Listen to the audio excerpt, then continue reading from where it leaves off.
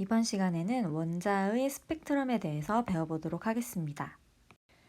기체 방정관을 이용해서 스펙트럼을 관찰했을 때 이런 모습을 하는 것을 볼 수가 있습니다. 자, 백열등을 관찰했을 때는요, 이렇게 다양한 색이 쭉 연결되어서 나오는 것을 볼 수가 있고요.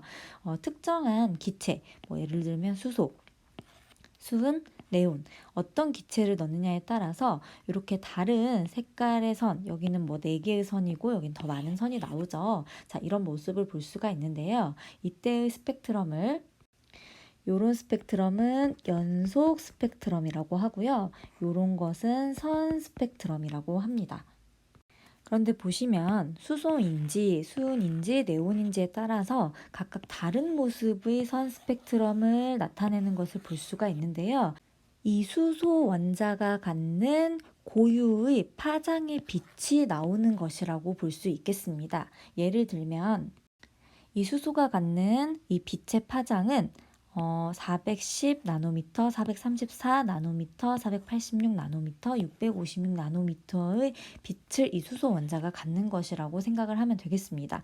이 수은과 같은 경우에는 좀 더 다양한 파장의 종류의 빛을 가지고 있는 거겠죠. 이제 네온도 마찬가지인데요.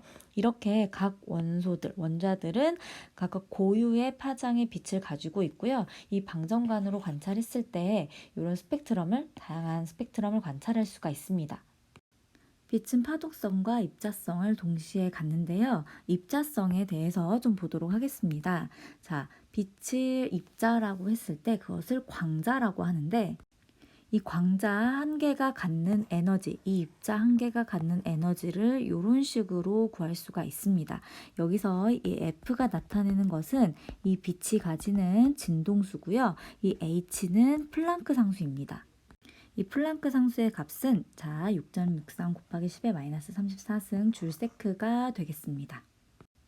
보어에 따르면 이 원자 모형을 보겠습니다. 이 가운데 원자 핵이 있고요. 이 주변에 전자들이 돌 텐데 이 전자들이 어떤 특정 궤도에만 존재할 수 있다고 가정하였습니다.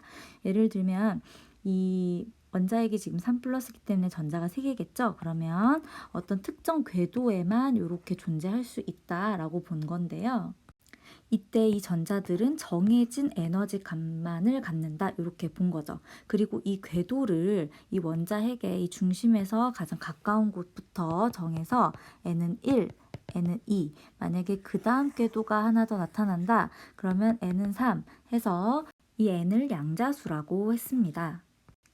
이때 이 전자들은 이 궤도를 이동할 수가 있는데요. 이 궤도를 이렇게 내려올 수도 있고 올라갈 수도 있습니다. 이것을 뭐라고 하냐면 전이라고 할 수 있고요. 이 궤도를 이동할 때 빛을 흡수하거나 방출한다.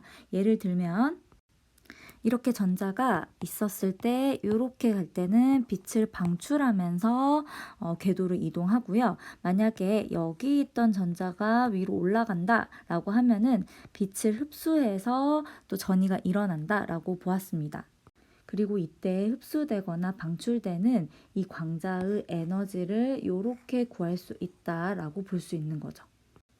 이때 람다는 파장이 되고요. 이때 C는 빛의 속도라고 보시면 되겠습니다. 처음에 이야기했던 선 스펙트럼, 그 중에서 수소에서 보여줬던 선 스펙트럼을 이 보어의 이론으로 설명을 해보자면 그때 4개가 이렇게 선이 나왔었는데요. 이 4개는 왜 나온 것이냐? 자, 여기에 N이 3인 궤도에서 N이 2인 궤도로 전자가 이렇게 전이를 하면서 빛을 방출을 했고 이 방출된 빛의 에너지, 그것에 해당하는 파장이 이렇게 볼 수 있었던 거죠. 그러면 다른 빛들은 N은 4인 영역에서 N은 2인 곳으로, N이 5인 궤도에서 2인 곳으로, N이 6인 궤도에서 2인 곳으로 이렇게 전이가 일어나면서 빛을 방출했고 이 방출된 빛의 영역을 지금 이렇게 볼 수 있었다라고 보시면 되겠습니다. 결국에 이 두 궤도의 에너지 차이에 해당하는 이 광자가 방출되면서 이런 스펙트럼을 나타낸 것이라고 보면 되겠죠. 이 전자들은 어떤 궤도 안에서 특정한 에너지를 갖습니다. 이 불연속적이겠죠. 지금 보시면 N은 1인 궤도, 2인 궤도, 3인 궤도 이렇게 이 궤도 안에서 어떤 특정한 에너지를 가지고 불연속적인 값을 가지고 있는데요. 그때의 에너지는 이렇게 구할 수가 있습니다. 이 n은 아까 말했던 양자수의 값을 말하고요. n은 1부터 2, 3 쭉 있을 수 있겠죠. 그리고 마이너스 13.6 일렉트로볼트라고 보시면 되겠습니다. 그래서 각 궤도에 따라서 전자가 가질 수 있는 에너지 준위는 이런 식의 값을 가지게 됩니다. 자, 그러면 각각 다른 에너지를 가지고 있고요. 보시면은 전자들은 아까 전이를 할 수 있다고 했죠. 여기에서 여기로 이렇게 전이가 일어날 수도 있고요.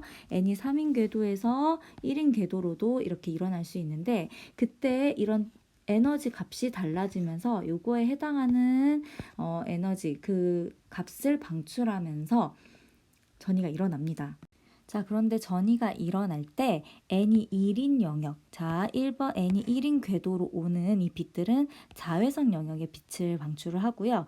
이 n이 2인 영역의 2인 곳으로 이렇게 전이되는 전자들은 가시광선 영역을, n이 3인 곳으로 전이되는 빛은 적외선 영역의 빛을 방출하는 것을 볼 수가 있습니다.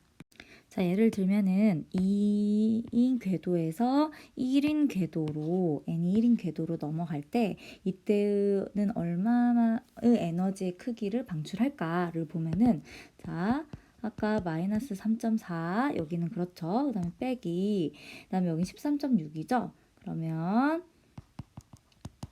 하면은 계산을 해보면 10.2 일렉트로볼트의 에너지를 방출하면서 이 전자가 n이 2인 궤도에서 1인 궤도로 전이가 된다라고 보시면 되겠습니다. 그러면 반대로 만약에 1인 궤도에서 전자가 2인 궤도로 올라가고 싶다, 이렇게 전이하고 싶다 하면 흡수를 해야 되겠죠. 그러면 그때도 똑같이 10.2 일렉트로볼트의 에너지를 흡수해야만이 올라갈 수 있다라고 보시면 되겠습니다. 그래서 이 값들을 이용해서 얼마만큼의 에너지가 필요한지, 그 다음에 얼마만큼의 에너지를 방출하는지를 다 이 보어의 이론으로 계산할 수 있습니다. 이 계산하거나 얼마큼의 에너지가 관련이 되어 있는지는 다양한 문제를 풀어보면서 더 깊이 이해할 수 있고요. 일단은 내용은 여기까지 하도록 하겠습니다. 수고하셨습니다.